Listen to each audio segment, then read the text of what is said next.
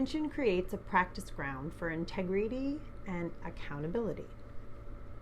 Once your intentions are set, you get to be accountable as to whether or not your actions and your commitment to learning are aligned with your intentions.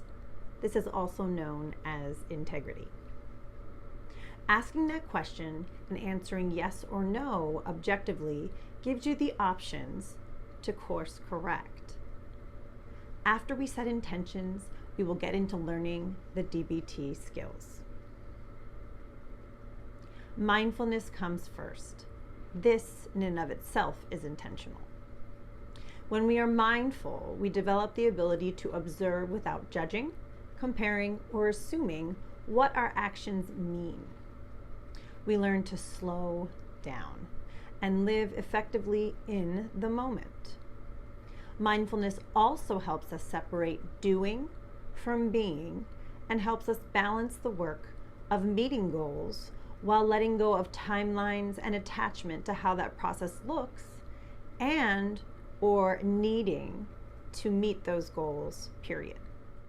It's important to say that though these skills are influenced by Eastern and Western spiritual practices, they are not religious in nature, nor do they require any commitment to a religious or spiritual path.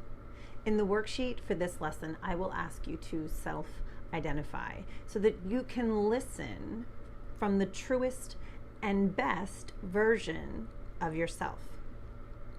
When we complete the module on mindfulness, we'll head into my favorite set of skills, interpersonal effectiveness. I favor these skills because community, loving relationships, teamwork, and supporting each other to me are the most centering, wholehearted, and satisfying parts of life. Being seen and feeling that you are welcomed as a part of your environments is essential to feeling grounded.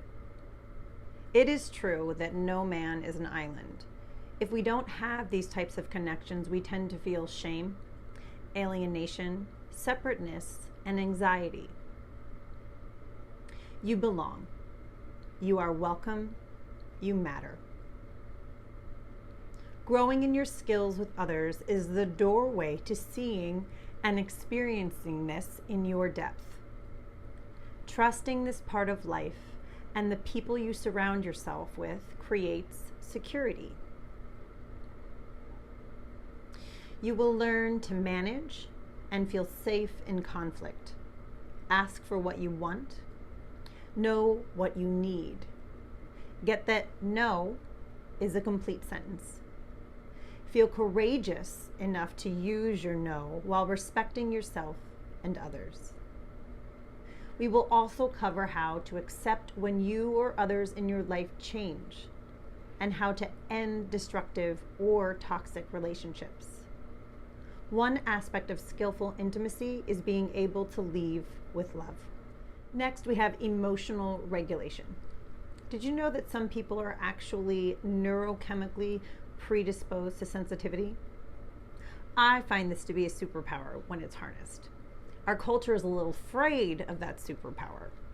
We tend to lean towards logic, self-control, proper behavior, and little emotion as a safe and effective way to live. Emotions are energy in motion. If you don't move that energy, it builds up and, like a volcano, eventually erupts. If you deny your emotions long enough, what comes out is out of control and sometimes dangerous to you and others. A very sick part of our society's obsession with being unaffected and pragmatic is that when people start to emotionally erupt, we medicate them and diagnose them with mental illnesses. I like to call the most balanced of people pragmatic empaths.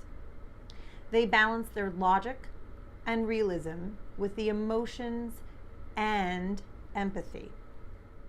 When we accept who we are, we have better access to knowing what we need and how to express that need. This gives us better control of our emotions and allows us to pause and respond to what life throws at us versus reacting from impulse.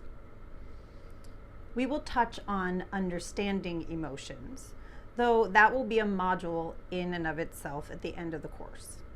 We will also learn to choose more effective ways to express ourselves, get out of the rumination that negative emotions can trigger in our thoughts, and the highest skill in emotional regulation, learning to surf the waves of really intense emotions without blowing a fuse. Our last skill is distress tolerance. Tolerance of and adaptation to stress are not only desirable skills, they actually improve our health. Stress is the precursor to inflammation in our bodies, and inflammation is the precursor to all disease. Stress comes from our relationships, our jobs, our environments, gravity, the foods we choose, and our emotional states. Learning to manage and diffuse stress helps us live longer and healthier lives. Drama is a disease. Have you ever noticed how dramatic people exude stress? It's actually a form of addiction. People who lean into, perpetuate, and dramatize their situations get a sort of high from the pressure they put on themselves. It's not a pleasant high, nor is it good for your body, mind, or spirit.